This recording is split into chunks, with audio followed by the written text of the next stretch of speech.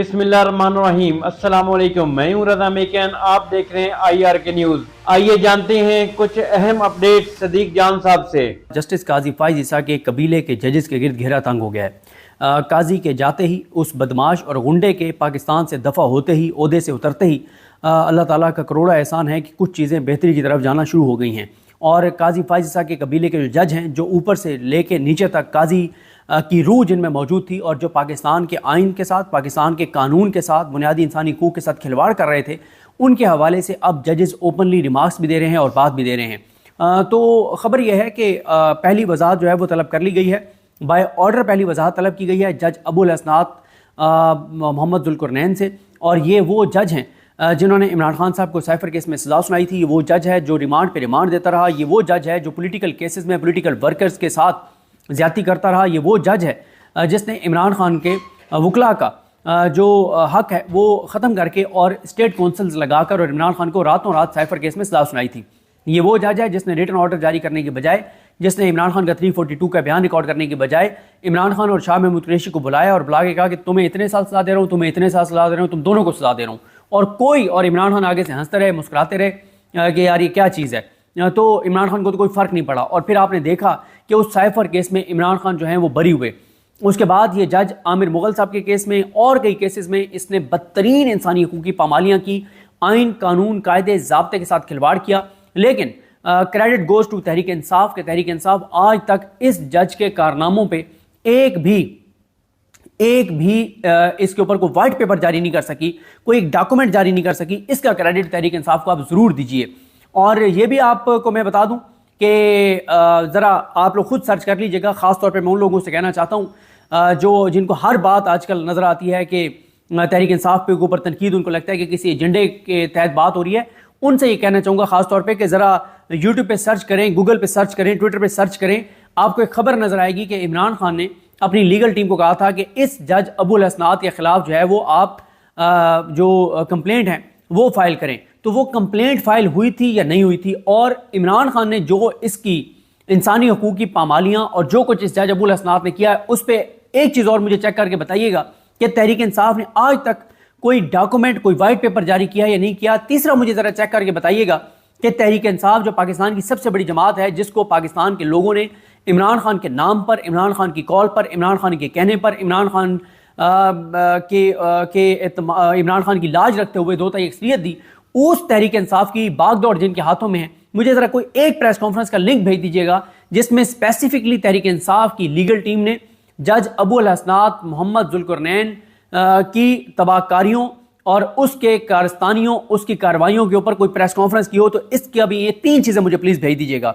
Number 1, Imran Khan ने कहा था कि इसके खिलाफ शिकायत दर्ज करवाएं, वो हुई है या नहीं हुई? नंबर 2, कोई वाइट पेपर जारी हुआ हो, कोई डॉक्यूमेंट जारी हुआ इस जज अबुल हसनात के ऊपर?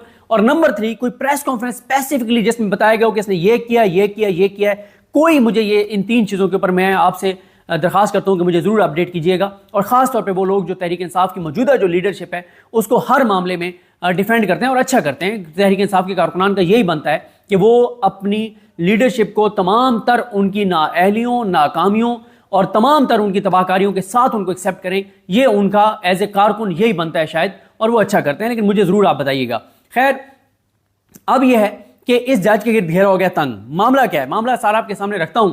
और देखें, एक चीज़ और मैं आपको बता दूं कि जस्टिस काजी फाइज ईसा के जाने, उस गुंडे और बदमाश के पाकिस्तान से दफा होने के बाद और याहिया अफरीदी साहब के आने के बाद असरात हमें नजर आ रहे हैं कि आज आमिर फारूक साहब ने जज अबुल हसनात का दिया गया ईमान मजारी और हादी जो उनके हस्बैंड हैं उनका दिया गया रिमांड सस्पेंड किया। किसने? आमिर फारूक साहब ने। वो आमिर फारूक साहब जो आज तक जज अबुल हसनात को बचा रहे हैं, जो आज तक जज अबुल हसनात को चेंज नहीं होने दे रहे। वो आमिर फारूक साहब जिन्होंने अबुल हसनात के खिलाफ हर आने वाली तहरीक इंसाफ की जो अपील है उसमें मामला दोबारा अबुल हसनात के पास भेजा। उस आमिर फारूक साहब ने आज इसका अबुल हसनात का रिमांड सस्पेंड किया हुआ, दिया हुआ उसको ऑर्डर। क्यों? क्योंकि ऊपर याहिया अफरीदी साहब बैठे हैं। अब आप मुझे कहेंगे कि तुम कह रहे हो कि याहिया अफरीदी आके बैठे तो आमिर फारूक साहब ये कि आमिर फारूक साहब ने तो तहरीक इंसाफ के जो MNAs थे उनका भी जो रिमांड दिया था इसने अबुल हसनात ने, तो उसको आमिर फारूक साहब ने सस्पेंड किया था। और फिर आमिर फारूक साहब ने उसके ऑर्डर को हफ्ते वाले दिन, छुट्टी के दिन आगे कलअदम किया था। तो आप बिल्कुल मुझसे पूछ सकते हैं। मैं आपको बता देता हूं कि उस वक्त ये हुआ था कि इतनी बड़ी वो इंटरनेशनल स्टोरी बन गई थी कि पाकिस्तान के गले पड़ गई थी वो स्टोरी, बहुत परेशानी बढ़ गई थी। फिर आमिर फारूक साहब ने जब उनका रिमांड जो है उसको मुअत्तल किया और उनको यहाँ पे पार्लियामेंट लॉजेस में रखा गया और फिर कलअदम किया गया, तो वो एक निकलना चाह रही थी हुकूमत इस सारे मामले से, क्योंकि वो गले पड़ गया था। पूरी दुनिया की मीडिया के लिए खबर थी कि पाकिस्तान जो एटमी पावर मुल्क है, 25 करोड़ का मुल्क है, 5वीं बड़ी जमहूरियत है, और उस मुल्क के पार्लियामेंट के अंदर से पार्लियामेंटेरियंस को नामालूम अफराद ने अगवा किया है और ये सारा कुछ हुआ है लाइटें बंद करके, और ये इंटरनेशनल स्टोरी बन गई थी। पूरी दुनिया को और कुछ समझ आए ना आए, पार्लियामेंट समझ आती है, मेंबर पार्लियामेंट पूरी दुनिया को समझ आता है, तो इसलिए फिर ये ऑर्डर जो है वो मुअत्तल करवाया गया और फिर आमिर फारूक साहब ने कलअदम किया था। और अब ये हुआ है कि आज आमिर फारूक साहब ने 1-1.5-2 मिनट के अंदर अंदर इसका अबुल असनाद का ऑर्डर जो है उसको मुअत्तल किया, ईमान मजारी वाला, और कल फिर इस केस को रखा है। देखें, दूसरा मामला आ जाए जो मियां गुल हसन औरंगजेब साहब और अरबाब मोहम्मद ताहिर साहब, इनके सामने एक केस पहले भी लगा था। उस केस में उस दिन तो मैं खुद भी मौजूद था कमरा अदालत में। हुआ यह था कि इलेक्शन से पहले, 8 फरवरी के इलेक्शन से पहले आमिर मुगल साहब जो हैं वो जाते हैं अदालत में, सरेंडर करते हैं और उनको 2-3 केसों में उनको जो है वो तारीख मिल जाती है और उनकी जमानत एक्सटेंड हो जाती है। होता यह है कि अभी वो कमरा अदालत से निकलते हैं तो उनको बाहर एक बंदा मिलता है, पता नहीं वो कौन बंदा था, वो उन्हें कान में कहता है कि भाई फौरन यहां से निकलो, क्योंकि कुछ लोग जो हैं वो अबुल हसनात की कमरे में पहुंच चुके हैं और तुम्हें अबुल हसनात अभी गिरफ्तार करवा देगा। आमिर मुगल साहब, जिनको ओपन कोर्ट में तारीख मिल चुकी थी, आमिर मुगल साहब जो है वो वहां से फौरन निकलते हैं, वहां से मतलब भागते हैं, ताकि तारीख तो उनको मिल गई थी, तारीख तो मिल गई थी, तो अब उनको कोई काम नहीं था आहत अदालत में। आमिर मुगल साहब वहां से फौरन जो है ना वो महफूज जगह पे चले जाते हैं। होता क्या है कि अबुल हसनात दोबारा कोर्ट रूम में आते हैं, केस कॉल करवाते हैं और केस कॉल करवा के और उनकी जमानत खारिज कर देते हैं।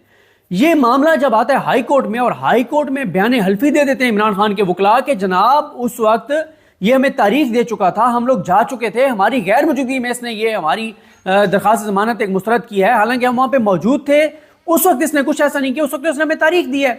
जब इन्होंने बयान हल्फी दिए तो जज बहुत भरम हो गए और फिर इन दोनों जजेस ने लिख के भेजा जो MIT उसको कि इस जज की सर्विसेज नहीं चाहिए, इसको वापस लाहौर भेजा जाए, इसको वापस किया जाए, ये इस तरह से खिलवाड़ कर रहा है। फिर साकिब बशीर साहब के मुताबिक एक बार जो है वो जो मोहसिन अख्तर कैनी साहब हैं वो भी रिकमेंड कर चुके हैं, हाई कोर्ट के 8 में से 3 जजेस रिकमेंड कर चुके हैं chief justice Islamabad high court Aamir Farooq साहब को कि इस जज अबुल हसनात मोहम्मद जुल्करनैन को फारिग करें, लेकिन आमिर फारूक साहब डटे हुए हैं कि नहीं, आमिर ये अबुल हसनात तो होगा, इसके बगैर अदलिया नहीं चल सकती। और अगर आमिर फारूक साहब ने वजारत कानून को लिख के भेजा हुआ है और वजारत कानून उनके वापस नहीं भेज रही, तो ये फिर एक अलग चैप्टर है, उस पर भी आमिर फारूक साहब खामोश हैं, तो इसका मतलब है कि मिल मिला के सारा काम हो रहा है। तो नाज़रीन, ये थी आज की अहम अपडेट जो आपने जानी सदीक जान की ज़बानी। इसी के साथ अपने मेज़बान रज़ा मेकन को इजाज़त दीजिए। अल्लाह हाफिज़। पाकिस्तान जिंदाबाद।